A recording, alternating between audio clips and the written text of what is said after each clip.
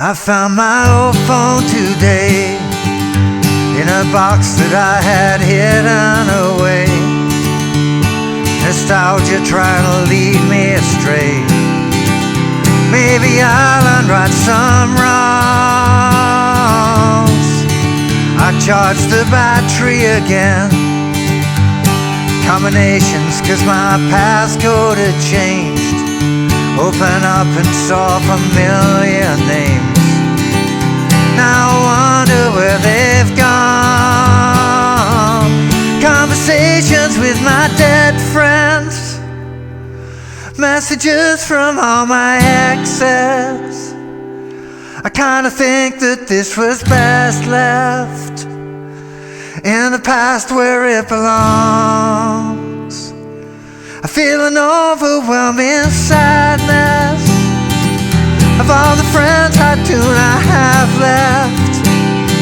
Seeing how my family has fractured, growing up and moving on. I found my old phone today. Hey, how you doing? Justin here. Today we are checking out Old Phone by Ed Sheeran, a song that I'm sure most of us can relate to. It's a real interesting piece of history, finding an old phone and seeing how things used to be. It's a really great song for anyone doing the grade 2 of my beginner's course because it's using the stuck 3 and 4 chords. That'll be G, Cadd9, D, and E minor 7. It's got a kind of an interesting little strumming pattern going on as well. There's a couple of variations you hear on the record, which I'll mention as well, that you might like to have a little bit of a play around with. I should mention first of all that to play along with the original recording, you need to put your capo or capo on at the 3rd fret. It's got a lot higher range than me. It sounds quite ridiculous when I sing it up there, like I'm struggling actually even in this open position with this song, but I think most people will probably find it a little easier to sing without the capo. But if you want to play along with the original recording, or you've a female voice or somebody who's got a better range, then maybe you want to put the capo at the 3rd fret or possibly even higher. But we're going to keep the capo off for this lesson. So let's get to a close-up and check out the chords. The first chord we need is this chord. It's a G chord. I call it a stuck 3 and 4 chord because the 3rd and 4th fingers are going to be stuck down there on the 3rd fret of the thinnest 2 strings for many, but not all of these chords. And then you want your 2nd finger down here on the 3rd fret of the thicker string. I would recommend muting this 5th string.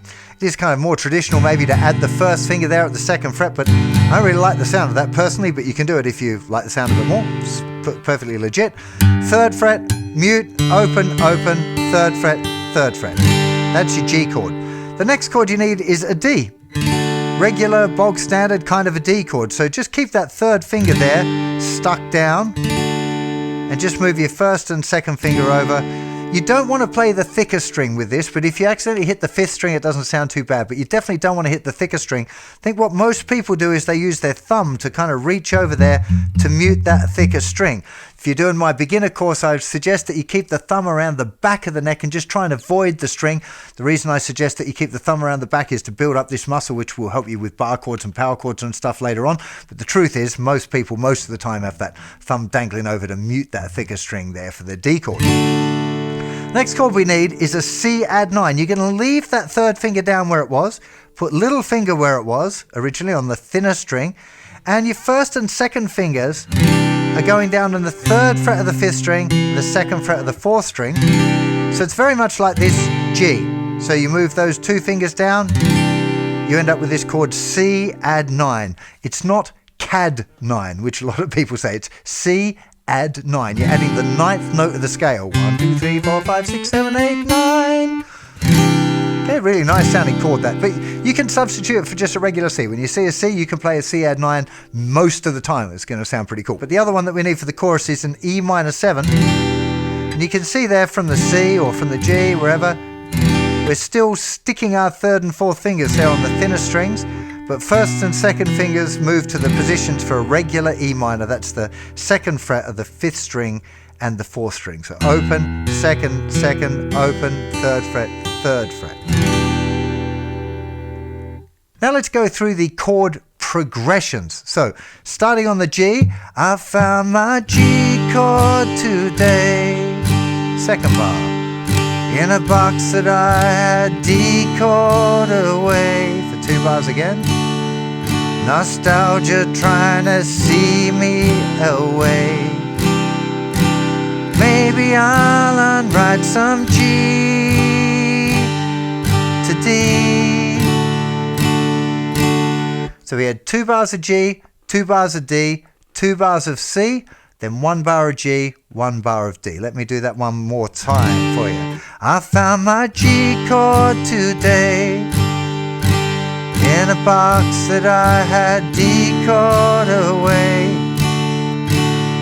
Nostalgia trying to see at night me astray. Maybe I'll unwrite some G to D. It's the same again. I charged my G chord again. Combinations cause my D chord had changed. Open up and saw some C at 9 and names. Now I wonder where they're G to D. Conversations with my E minor. So now we're into the chorus. Now on the original recording he just strums once and lets those chords ring out. So E minor, conversations with E minor.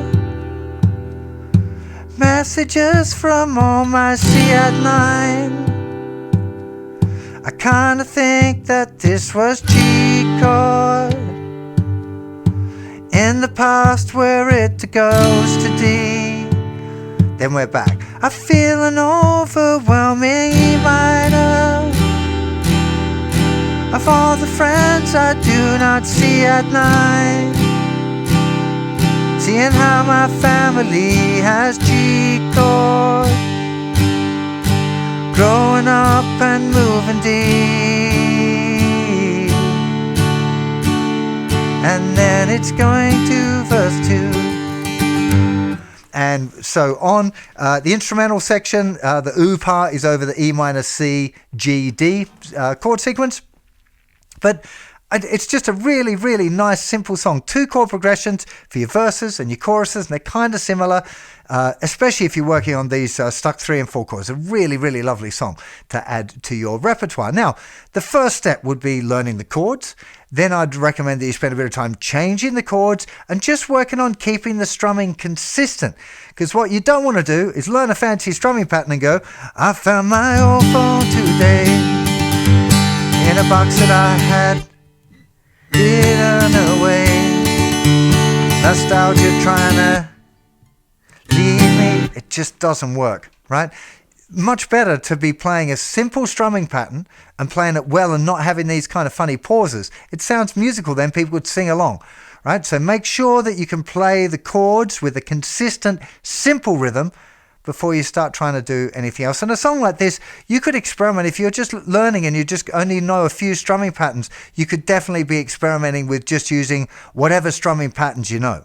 A really nice, relatively easy strumming pattern that I'd recommend that you get down before trying anything more fancy is targeting the bass strings and then the thin strings. So you do that. I'm just going to do that on stay on the G chord there.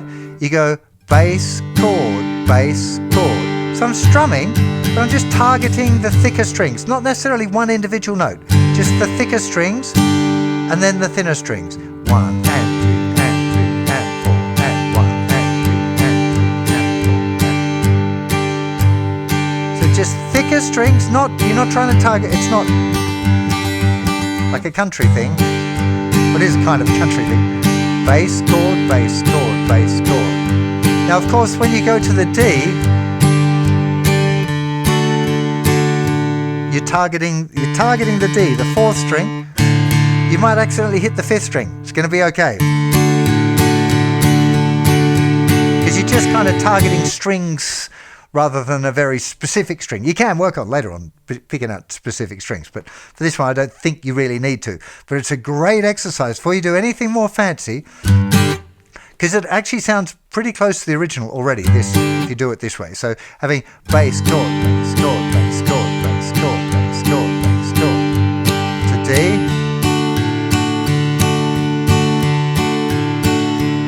To C. Now we're targeting the 5th string. To G. To D. To do that a bit slower. G, bass, chord, bass. Then for the D, just target the D, but if you accidentally hit that A like that, doesn't sound bad at all. With the C, target the 5th string, but you should be muting the thicker string. I'll talk about that in just a second actually.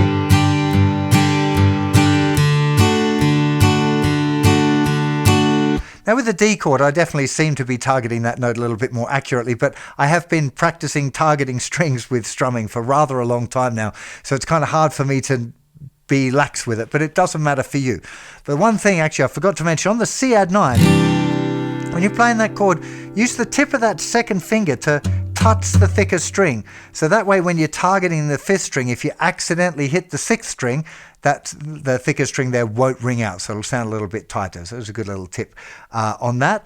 With the chorus, it starts again. You want to leave those pauses, right? If you're singing this, you're going to have the conversations with my best friend. You're just going to strum it and let it ring out.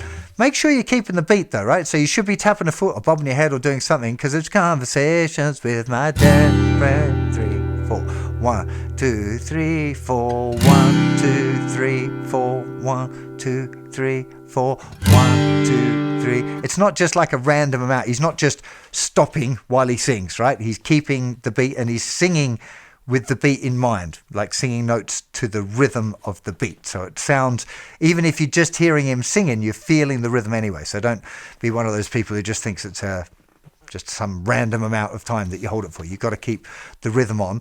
And then for that second pass, I feel an overwhelming sadness, you can be back to the bass chord.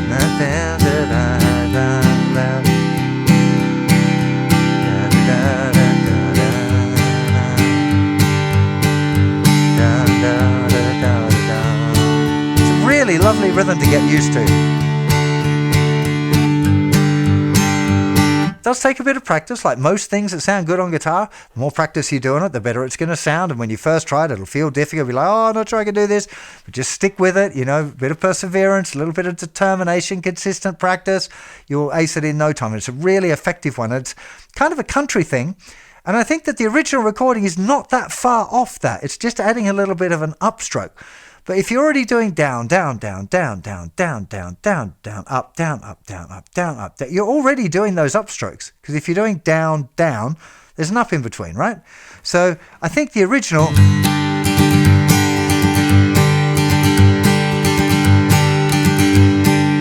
is going down, down, up, down, up, down, down, down, up, down, up. Okay, so down, down, up, down, up, down, down, up, down, up. Now whether he's playing there on beat 3, I'm not exactly sure.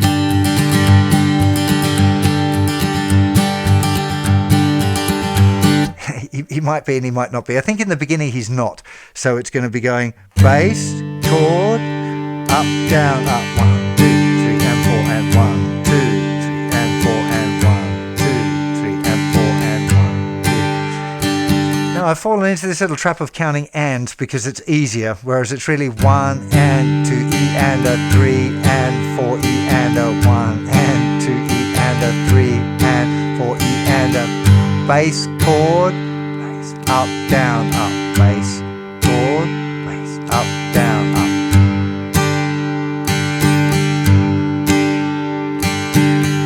If you want to put the bass in and go bass, chord, bass, up, down, up, bass, chord, bass, up, down, up, that's kind of an easier way of learning it.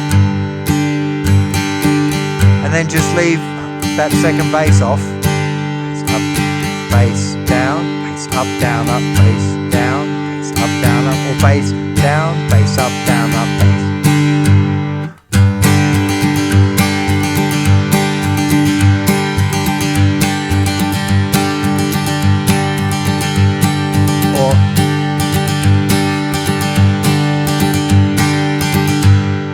Now I think later in the track it's definitely going bass down, bass up, down, bass down.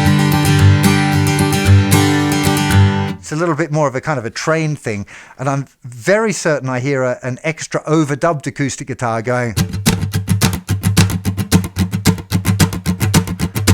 And I can't tell if it's doing the chords, but 1, 2, 3, 4, 1, 2, 3, 4. Just continuous strumming with this accent. 1, 2, 3, 4, 1, 2, 3, 4. That's definitely going on there. The mixture of that, blended in with the other one sounds amazing. My recommendation, especially for beginners, keep it simple. 1 and 2 and 3 and then if you feel like it, you're capable to go down, down, up, down, up, down, down. Okay, it's really important when you get into, because it's not super slow, the actual song. So you really want to feel this very loose in the arm. Like the description I like to use is like you dipped your hand in water and you're shaking the water off, right? Obviously you're holding a pick, so there's a bit more tension than that, but it should feel that kind of rotation, like you would, just imagine it. Try and flick some water off your hand like this, and then see if you can transfer that feeling onto the guitar, because being relaxed is going to really, really help. If you're too tense with this and go... Oh, it's just really hard. It's hard because you're kind of fighting against yourself. It don't really work. So let me just apply that pattern there to the chord progression so you can see it. So I found my G chord today in a box that I had decored away. Nostalgia trying to lead me astray. Maybe I'll go right some wrong. See that looseness of the hand there, I hope. I really hope you enjoy playing this song. There are loads more Ed Sheeran tracks over on the website, justinguitar.com/songs. You can filter the songs too by the chords that you know, so you can find the right song for you at your point in your guitar journey. If you're struggling with your rhythm at all, do go check out the JustinGuitar Lessons and Songs app, available for iOS and Android. It's got hundreds of karaoke-style backing tracks for you to practice along with. Because when you practice with a backing track, the backing track doesn't start and stop. So it forces you to develop a good sense of rhythm. So if you're struggling with your rhythm, do go and check that out. Have yourself a fantastic day, and I'll see you for plenty more very soon. Bye-bye.